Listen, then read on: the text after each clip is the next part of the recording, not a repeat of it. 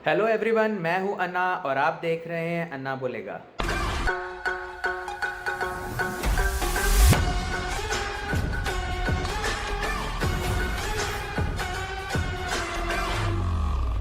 Independence day बस आने ही वाला है और ये इंडिपेंडेंस डे हमारे लिए बहुत स्पेशल है क्योंकि इस बार ये हमारा 75वां इंडिपेंडेंस डे होगा। जैसा कि आप ऑलरेडी जानते ही होंगे, हमारे प्राइम मिनिस्टर मोदी जी ने एक कैंपेन चलाया है हर घर तिरंगा इस आज़ादी के अमृत महोत्सव के अवसर पर, और इसके अनुसार उन्होंने हम सभी से रिक्वेस्ट की है कि सभी लोगों को अपने घर पे कम से कम एक तिरंगा तो लगाना ही चाहिए। मैंने सोचा क्यों ना इस हफ्ते हम अपने तिरंगे के बारे में कुछ बातचीत करें। जैसा कि आप लोग जानते ही होंगे, हमारा देश एक बहुत प्राचीन देश है और समय में ना जाने कितने ही लोगों ने हम पे राज किया है। कुछ लोग सिर्फ राज करने आए थे, कुछ लोग हमें लूटने आए थे और कुछ लोग दोनों करना चाहते थे। इन सभी लोगों के अपने खुद के फ्लैग्स थे और भारत का झंडा ऐसे ही बदलता रहा वक्त के साथ। मैं ज़्यादा पीछे पौराणिक काल की बातें नहीं करूँगा, बट चंद्रगुप्त मौर्य की बात मैं करना चाहूँगा। तो नंदा एम्पायर को हराने के बाद चंद्रगुप्त मौर्य ने अपनी मौर्य एम्पायर स्थापित करी थी। इस मौर्यन एम्पायर के अंदर लगभग सारा नॉर्दर्न इंडिया आता था और आसपास के कुछ पड़ोसी मुल्क भी आते थे, पड़ोसी देश भी आते थे। चंद्रगुप्त मौर्य के बाद आया उनका पोता the great king Ashok. Ashok के राज्यकाल में मौर्यन एम्पायर अपने पीक पे थी।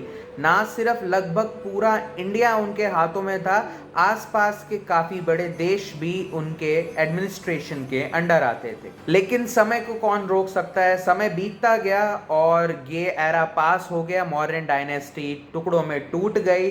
अब मौर्यन डायनेस्टी के झंडे भी नहीं मिलते हैं। मौर्यन डायनेस्टी के छोटे छोटे टुकड़ों में टूट जाने के बाद आक्रमणकारियों के लिए हमारे देश पे अटैक करना और ज़्यादा आसान हो गया और धीरे धीरे हमारे देश पे इन्वेडर्स के अटैक्स बढ़ते चले गए। समय बदलता रहा और आक्रमणकारी भी बदलते रहे और ये ऐसा ही चलता रहा जब तक कि मुगल्स नहीं आ गए।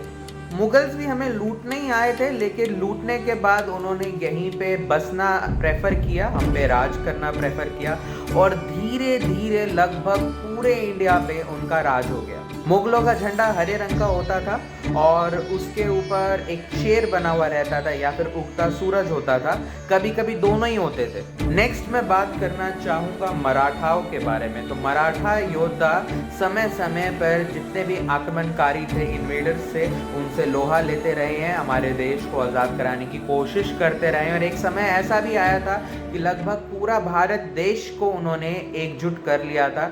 मराठाओं का झंडा एक बहुत सिंपल झंडा था। इसमें केसरी रंग का एक कपड़ा होता था, दैट्स इट। कभी कभी इस झंडे पे हनुमान जी भी बने हुए पाए गए हैं और कहीं कहीं पे जय श्री राम भी लिखा होता था, वरना मोस्टली ये झंडा प्लेन पाया जाता था। अब इन सब चीज़ों के बीच में आ गए ब्रिटिश। इंग्लैंड की महारानी क्वीन एलिजाबेथ से परमिशन पाके ईस्ट इंडिया कंपनी साल 1600 में भारत के साथ बिजनेस करने निकल पड़ी। इन्होंने एक झंडा अडॉप्ट किया जिसके अंदर कुल 13 लाइनें थी, 7 लाल रंग की और 6 सफेद रंग की, और लेफ्ट साइड में कोने में ऊपर की तरफ इंग्लैंड का झंडा बना हुआ रहता था। सन 1707 में इन्होंने अपना झंडा चेंज किया और इंग्लैंड का झंडा हटा के इन्होंने उसकी जगह पे ग्रेट ब्रिटेन का झंडा इस्तेमाल करना शुरू कर दिया और कंपनी रूल के अंदर इंडिया में इसी झंडे का वो लोग इस्तेमाल करते रहे। सन 1801 के अंदर ईस्ट इंडिया कंपनी ने अपना ये झंडा भी बदल दिया और ये जो कोने में ग्रेट ब्रिटेन का झंडा था, इसको हटा के उन्होंने यूनियन जैक झंडे का इस्तेमाल करना शुरू कर दिया। 1857 की क्रांति के बाद ब्रिटिश गवर्नमेंट ने ईस्ट इंडिया कंपनी का सारा राज खुद हथिया लिया और इंडिया में उनके जो भी प्रॉफिट्स थे, ऑर्गेनाइजेशंस थे, सब पे कब्जा कर लिया और इसी के साथ इंडिया में शुरू हुआ ब्रिटिश राज। ब्रिटिश राज के अंतर्गत ब्रिटिश गवर्नमेंट इंडिया में एक लाल कलर का झंडा इस्तेमाल करती थी। इस लाल कलर के 1/4 ऊपरी भाग में लेफ्ट साइड पे ब्रिटेन का झंडा होता था, यानी यूनियन जैक होता था, और बिल्कुल सेंटर की तरफ order of the star of India पाया जाता था। स्टार ऑफ इंडिया एक सिंबल है जो कि दिखने में काफ़ी हद तक, अगर आपने बीसीसीआई का लोगो देखा होगा तो उससे मिलता जुलता है। ब्रिटिश राज के अधीन रह के जो काम करने वाले राजा महाराजा थे, यानी प्रिंसली स्टेट्स थे, उन लोगों के झंडे अपने अलग होते थे, लेकिन रूल ये था कि अपने झंडों के साथ उन्हें ब्रिटिश झंडा भी साथ में फहराना है, जो कि उनकी अधिकृतता की निशानी होगी। अब हम बात करते हैं हमारे इंडिया के पहले झंडे के बारे में। 1904 में सिस्टर निवेदिता ने एक झंडा डिज़ाइन किया था। सिस्टर निवेदिता वैसे तो एक आयरिश सिटीजन थी, लेकिन बाद में स्वामी विवेकानंद की एक शिष्या बन गई थी। ये झंडा एक लाल रंग का कपड़ा था जिसके बिल्कुल बीचों बीच पीले रंग से एक वज्र बना हुआ था। हाँ जी, वज्र इंद्रदेव का हथियार होता है, तो वही वज्र यहाँ बीच में बना हुआ था, और इसके साथ साथ इसमें बांग्ला में वंदे मातरम लिखा हुआ था। सिस्टर निवेदिता के फ्लैग के बाद हमारे पास आता है कैलकाटा फ्लैग। कैलकाटा फ्लैग वो पहला फ्लैग था जिसमें फर्स्ट टाइम तिरंगे का इस्तेमाल किया गया था। ये वैसा तिरंगा नहीं है जैसे आप सोच रहे हैं। इस झंडे में नीला, पीला और लाल रंग की 3 हॉरिजॉन्टल बैंड्स हुआ करती थी। सबसे ऊपर वाले ब्लू रंग के बैंड के ऊपर 8 स्टार्स बने हुए थे जो कि अलग अलग साइजेस के थे। बीच वाले पीले बैंड पे वंदे मातरम लिखा हुआ था, और नीचे वाले रेड बैंड के ऊपर एक सूरज जो कि लेफ्ट साइड में बना था, और राइट साइड में एक आधा चांद और एक सितारा बना हुआ था। नेक्स्ट हमारा फ्लैग आता है 1906 का एंटी पार्टीशन रैली का फ्लैग। इस फ्लैग को पारसी बागान स्क्वायर कोलकाता में 7 अगस्त 1906 को फहराया गया था। इस फ्लैग को डिजाइन करने का श्रेय जाता है सचिंद्र प्रसाद बोस और सुकुमार मित्र को।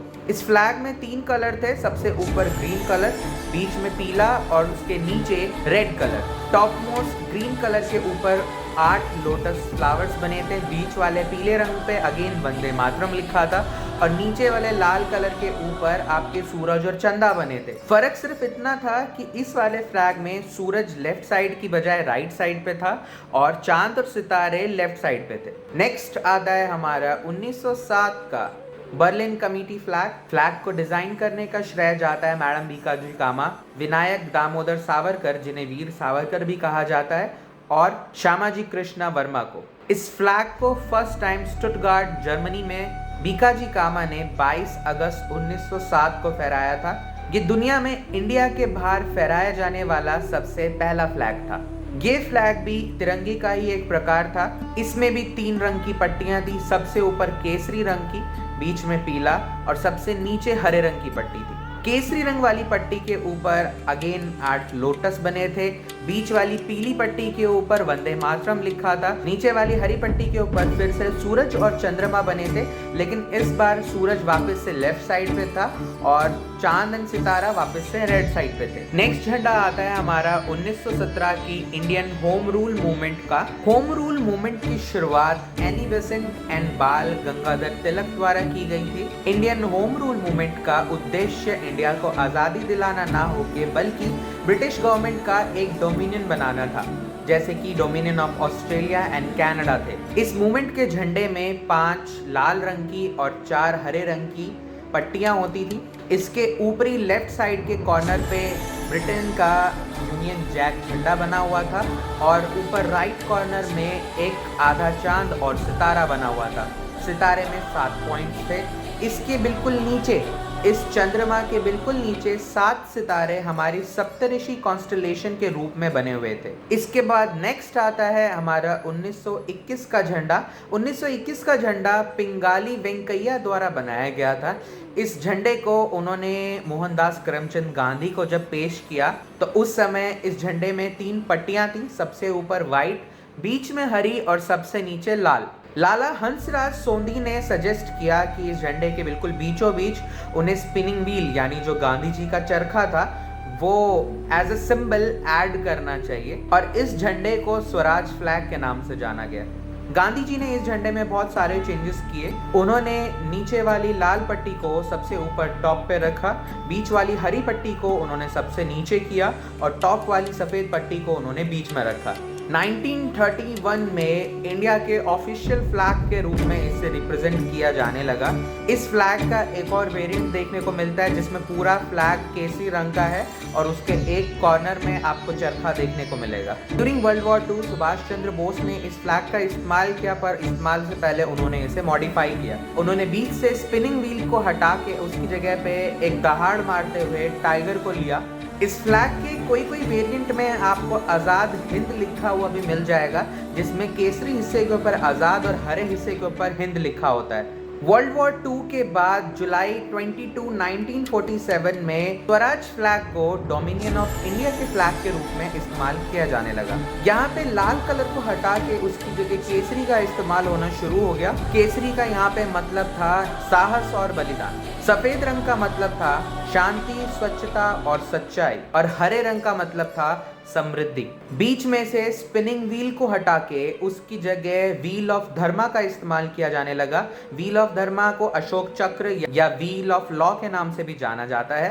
ये व्हील ब्लू कलर का दिखाई देता है और इसके अंदर 24 स्पोक्स यानी ताड़ियां हैं, जो कि धर्म के इडिक्ट्स बताती है, यानी धर्म के 24 नियमों के बारे में बताती है। भारत की आज़ादी के बाद इसी फ्लैग को as a republic of India flag के रूप में भी इस्तेमाल किया जाने लगा। इंडिया के पहले प्रधानमंत्री जवाहरलाल नेहरू ने इस फ्लैग को 15 अगस्त 1947 में रेड फोर्ट के लाहौरी गेट के ऊपर फहराया और उसके बाद से आज तक हमारा नेशनल फ्लैग यही है, इसमें कोई चेंजेस नहीं आए हैं। एक कमाल की बात आपको और बताऊं, इसी साल जनवरी 15 को आर्मी डे के उपलक्ष्य में इंडियन आर्मी ने दुनिया का सबसे बड़ा तिरंगा जैसलमेर में फहराया था। तो ये तो थी हमारी फ्लैग की हिस्ट्री। अब मैं आपको फ्लैग से संबंधित कुछ रूल्स के बारे में बताना चाहूँगा। इन रूल्स एंड रेगुलेशंस को फ्लैग कोड ऑफ इंडिया के नाम से जाना जाता है। मैं आपको ज़रूरत से ज़्यादा रूल्स बता के बोर नहीं करना चाहूँगा, लेकिन कुछ मुख्य पॉइंट्स हैं जो आपको याद रखने चाहिए। झंडे का कपड़ा खादी का बना हुआ होना चाहिए और खादी बनाने के लिए कॉटन का इस्तेमाल कर सकते हैं, सिल्क का इस्तेमाल कर सकते हैं या वूल का इस्तेमाल कर सकते हैं। इसके अलावा किसी भी और मटेरियल से अगर झंडा बनाया जाता है तो ऐसा करने पे आपको फाइन भी भुगतना पड़ेगा और 3 साल तक की जेल भी हो सकती है। पब्लिक को कागज से बने हुए झंडों के फहराने की अनुमति तो है, लेकिन किसी भी इवेंट के ख़त्म हो जाने के बाद झंडे को इज्जत के साथ, सम्मान के साथ डिस्पोज करना भी बहुत आवश्यक है। ऐसा ना करना इज अ पनिशेबल ऑफेंस। कभी भी किसी भी समय आप झंडे को टेबल कवरिंग के रूप में पोडियम के ऊपर, बिल्डिंग्स के ऊपर या रेलिंग्स के ऊपर कवर करने के लिए नहीं लगाएंगे। अगर किसी हॉल में झंडा स्पीकर के पास लगाया गया है तो उनके राइट साइड में होगा, यानी दर्शकों के लेफ्ट साइड में। अगर झंडे को आप दीवार से टांग रहे हैं तो एक चीज का ध्यान रखिए, केसरी हिस्सा आपके लेफ्ट साइड में होना चाहिए। अगर आप किसी परेड में पार्टिसिपेट कर रहे हैं और झंडे को लेके चल रहे हैं तो या तो आप झंडे को सबसे आगे मिडिल में लेके चल सकते हैं या फिर आप राइट साइड में आगे की तरफ झंडे को लेके चल सकते हैं। झंडे को फहराते समय या झंडे को उतारते समय या झंडे की परेड के समय आपको झंडे का सम्मान करना है। सभी व्यक्तियों को इस समय खड़े होना है और अगर आप एक आर्मी पर्सनल हैं या डिफेंस पर्सनल हैं या पुलिस पर्सनल हैं तो आपको झंडे को सैल्यूट भी करना है। गाड़ियों पे नेशनल फ्लैग लगाने का हक केवल और केवल इंडिया के president, vice president, governor, lieutenant governors, India के प्रधानमंत्री, कैबिनेट मंत्री, state chief ministers, state ministers, speaker and deputy minister of Lok Sabha, deputy chairman of Rajya Sabha, speaker of Vidhan Sabha, chief justice of India, justice of supreme court, chief justice of high court and justices of high court को ही है। अगर गाड़ी में झंडा लगाया गया है तो जैसे परेड के समय सबसे आगे बीच की तरफ लगा सकते हैं या फिर राइट साइड में लगा सकते हैं। अगर भारत सरकार द्वारा दी गई किसी गाड़ी में कोई बाहर का एम्बेसडर ट्रैवल कर रहा है तो भारत का झंडा हमेशा गाड़ी में राइट साइड की तरफ शो होगा और उस व्यक्ति के देश का झंडा लेफ्ट साइड पे शो किया जाएगा। अगर इंडिया के झंडे को बाकी के देशों के झंडे के साथ भी लगाना है उस समय अगर आप एक लाइन में झंडे लगा रहे हैं तो सबसे पहला झंडा राइट साइड पे इंडिया का होगा, उसके बाद अल्फाबेटिकल ऑर्डर पे आप बाकी देशों के झंडे लगा सकते हैं।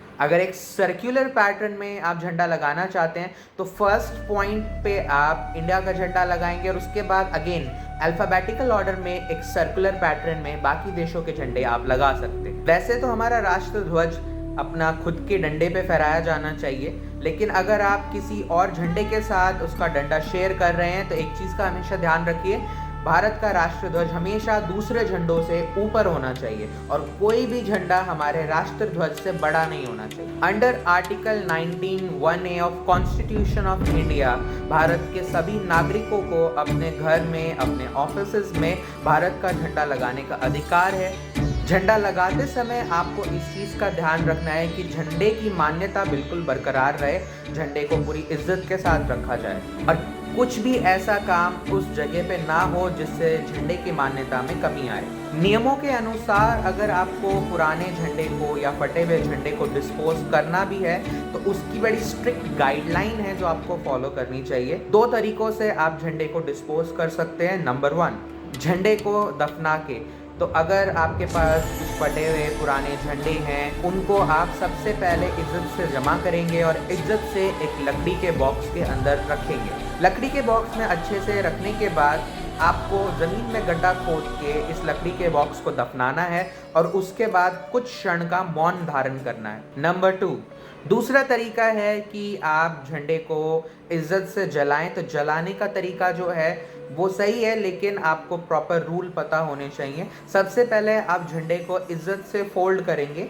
फोल्ड करने के बाद पहले से लगाई हुई आग के ऊपर आप इस फोल्डेड झंडे को रख सकते हैं। कभी भी झंडे को हाथ में पकड़ के आपको आग नहीं लगानी चाहिए या फिर बिना फोल्डेड झंडे को कभी भी आप आग के ऊपर नहीं रखेंगे। These are punishable offenses. So that's it for today guys. I hope आपको ये मेरा वीडियो अच्छा लगा होगा। मेरी वीडियो को ऐसे ही लाइक, शेयर एंड सब्सक्राइब करते रहिए। Bye bye.